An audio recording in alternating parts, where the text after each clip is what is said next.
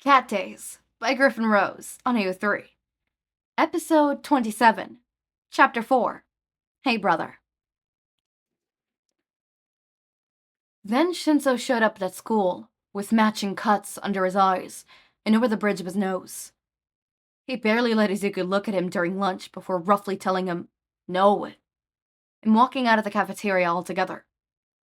Izuku seethed as he sat down next to Todoroki. Is that how you felt when you thought Dad was hurting me? He demanded. Todoroki eyed him up and down, humming. I don't think I was angry. I thought I found someone who understood. So if anything, I was excited. Maybe hopeful or relieved that I wasn't alone. That made sense. Izuku nodded. Quickly, I'm gonna go find him and I want your help. Of all his friends, Todoroki was the only one Izuku had mentioned his concerns about Shinso to. Part of that was simply because he ended up spending the most time with Todoroki while trying to keep him away from his own home. But out of everyone else, Todoroki was the only one who would understand why Izuku couldn't just shake the answers out of Shinso. What's going on? Suyu asked. Secret mission, Izuku said between mouthfuls. Todoroki slurped his soba in record time, and then the two of them were off, leaving behind a table full of bewildered classmates. Right, where would he go? Izuku murmured. Someplace he doesn't want to be found. Bathrooms are too public. Todoroki said. Can't you turn into something and sniff him out? Izuku twisted his face. I can try, but I'm awful at that. If I had something that smelled like him, maybe, but without a starting scent, I don't think I'll get far. It was a skill he was going to have to work on. It would be helpful for all sorts of reasons in the field. Could he get up to the roof somehow? Todoroki asked. Izuku shrugged, and they made it up the stairs. The door to the roof was still locked, but Izuku did hear someone else in the stairwell. He led Todoroki to the ground floor, where they found Shinso curled up under the stairs, hiding in the shadows. Go away. Shinso bit out. I'm not in the mood today. I know, Izuku said, sitting on the floor in front of him anyways. He had to look up pointedly at Todoroki for the latter to do the same. But you're hurt, and I want to help. You can't do anything. Shinso pulled his knees together to his chest. He was the tallest out of the three of them, but right now, he looked even smaller than Izuku. Maybe not. Todoroki agreed. But Aizawa-sensei might be able to. What do you know? Shinso spat. I know you think, if you ask for help, you'll be admitting you're weak. Todoroki said. You think you're going to be a hero, so you should be able to save yourself. Shinso stiffened as Todoroki talked, eyes glancing over at him. Izuku tried not to grin. This was why he wanted Todoroki here. For Todoroki, the experience was fresh, still raw. Izuku couldn't connect the same way, not when his memories were years old and buried under better ones. He didn't have the experience hiding his home life the two of these did. Didn't know what it was like to feel helpless for so long. Shouldn't I? Shinso whispered. I'm not even in the hero course. If I had to ask for help now, how do I have any right to be accepted into it? Because it's not weak to ask for help, Izuku said. Heroes call for backup all the time. Shinso thought that over for a few moments, fingers switching in his sleeves. I can't. These fosters aren't so bad. Who's to say the next one won't be worse? I can handle being ignored, and the muzzle is not that bad. Muzzle? Izuku stared at the cuts across Shinso's face, puzzle pieces clicking together. The cuts were from a muzzle. His fosters muzzled him so tightly it cut his face. Technically, my old man isn't so bad either, Todoroki said. He never draws blood and only hits me in training. Even then, he's careful not to hurt me too much. Shinso looks up at him with wide eyes, mouth falling open. I'm not worried he'll accidentally kill me, Todoroki said, squinting slightly at the attention. But when I told Todoroki about it, he almost cried. He made me tell Sensei right away, and Sensei immediately opened up an investigation against my father. You... Shinso trailed off, obviously at a loss for words. Izuku scooted next to Todoroki to knock shoulders with him and draw him out of his memories. We both understand.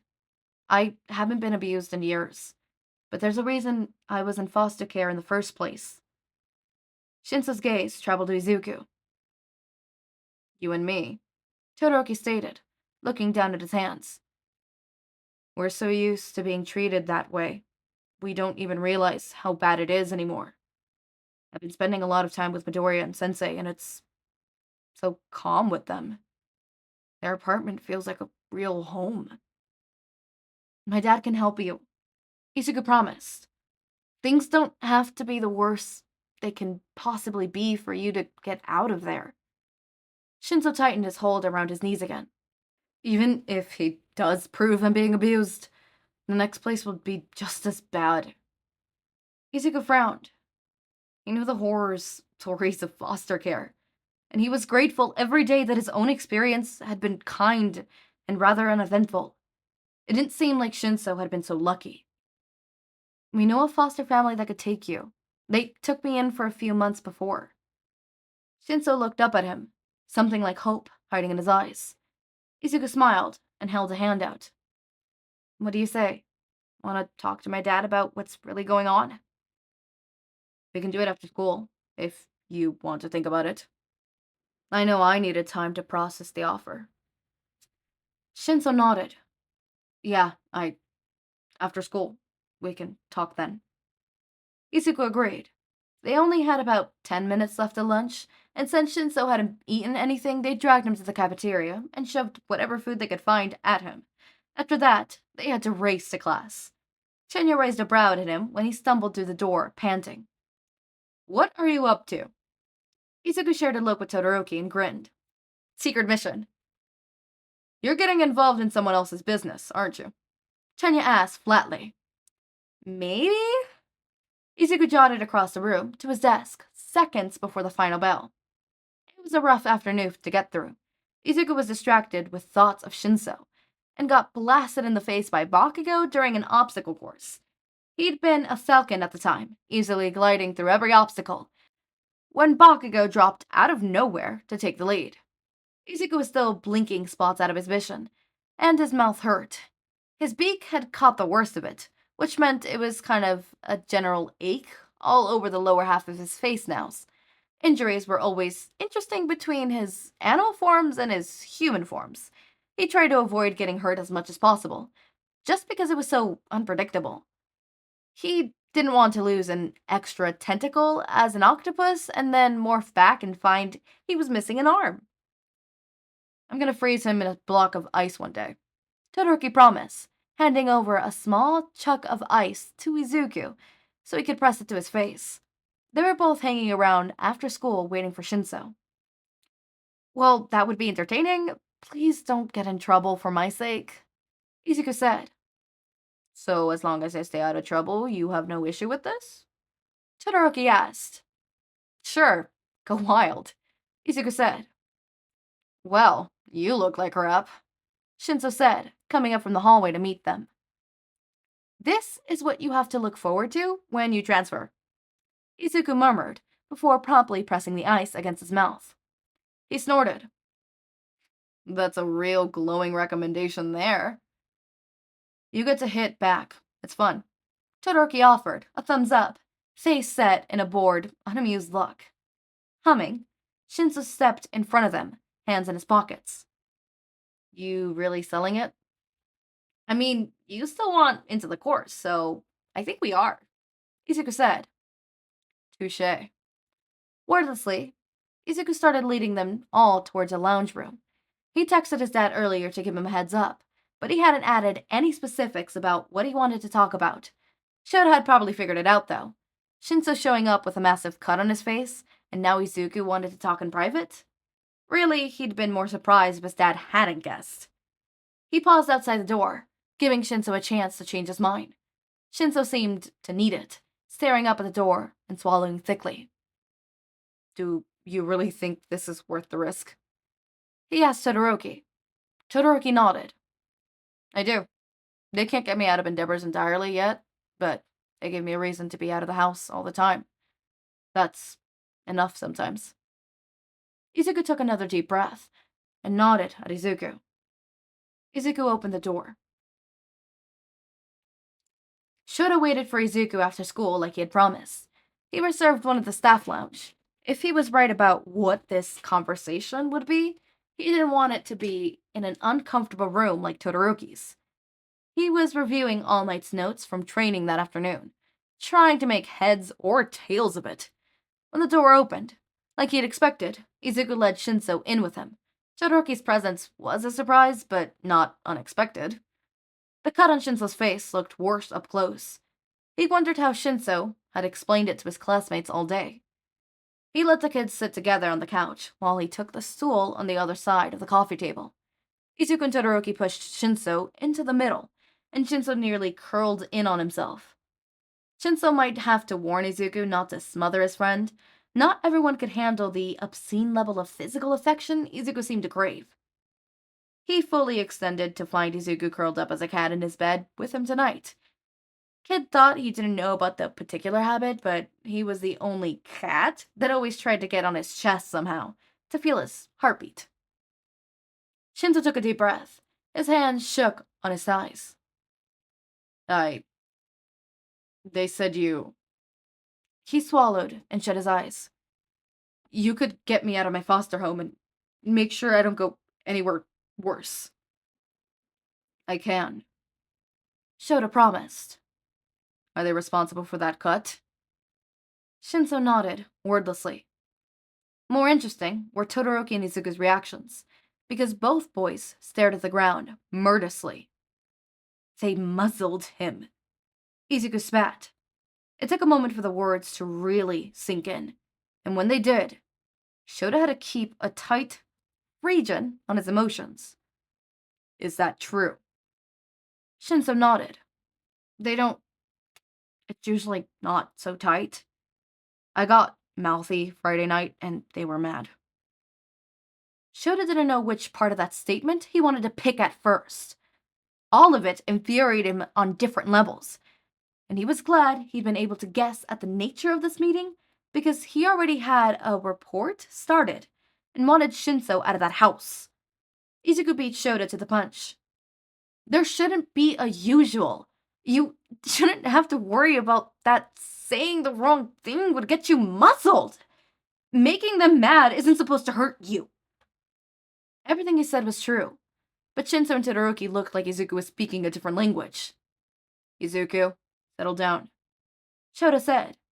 He debated sending Izuku and Todoroki into the hall to wait. The two of them getting worked up about this wouldn't get them anywhere. And Shinso might not want them to know everything. Right now, though, he felt Shinso needed their support more. They always have. Shinso admitted quietly, tearing his gaze from Izuku to stare at his shoes. Ever since my quirk. Nothing about your quirk gives anybody a reason to muzzle you. Shouta stated. When your quirk came in, your caretaker should have worked with you to help you understand and control it. Nothing else. Shinso looked at him, the way he had been looking at Izuku before, like he didn't understand the words coming out of his mouth. It physically hurt to see that expression on Shinso's face. No one should be confused at the idea of parents being kind and caring. Shouta resolved to take care of Shinso's case quickly. Todoroki's was taking a while because it was difficult to gather enough evidence against the top hero, and the case needed to be kept secret so Endeavor couldn't bury any skeletons. Shinso's guardians didn't have that kind of protection, and Shouta was going to exploit it swiftly and ruthlessly. He dug a folder out from the pile of paperwork he had left on the table. The half-started report for Shinso's case. I'm going to open a case against your foster parents. Shinso eyed the folder warily. You're not... Midoriya said you know another family. Shouta nodded. We do. They'll be happy to take you in, if that's where you wanted to go. I just don't want the next one to be worse. If he had nothing but bad experiences after bad experiences in foster homes, His fears might make sense. Shouta couldn't fault him for keeping quiet about all of this with that knowledge. I'll make sure it isn't, Shouta stated. I'm gonna ask for your specifics on your current home, but we could do that another day, if you're not up for that now. No, I want to do it now, Shinso said. Do you want us here? Izuku asked. Todoroki and I can wait outside if you don't want us to hear. Shinso thought about it before nodding. I'd rather the fewer people. Izuku reached over to squeeze his hand before he and Todoroki left the room. Something in Shinso seemed to relax with fewer people around. Whenever you're ready, Shouta said, pulling out paper to write everything down. We can start with this weekend, if you want to. Taking a deep breath, Shinso steeled his nerves and started talking. Wow. Okay. Yeah. Muzzle. I don't always love that trope. Obviously, it's very angsty, but I love when it appears and they fix it. Because, yeah, muzzle. Okay, look, I don't want Shinso to suffer, but I'm a writer. Guys, come on. Don't put your pitchforks down. I don't want him to suffer. I don't. But plot-wise, it's a really good plot. I'm sorry, please, stop. I'm putting my hands up. Please stop pointing that gun at me, please. Please, put the pitchforks down. Thank you. We're not burning me at the stake. I ain't no witch. Well, I mean, I am, but like... Stop, okay? Just stop. Right, I'm sorry. Jesus. You guys are acting as if, like... Muzzled Hitoshi is the worst thing in the... I'm joking. Obviously, it's really bad, but as I said, as a plot point, I really like it. But at the same time, it's like a love-hate. Like, I love the implications of it and being able to really fully explore that type of trauma and stuff like that. That's like a type of trauma that can only really happen in My Hero Academia. I mean, like, I'm sure there's people out there who have like a muzzle trauma thanks to kidnapping and stuff like that. But like, I mean, this is so much more deep than that, you know?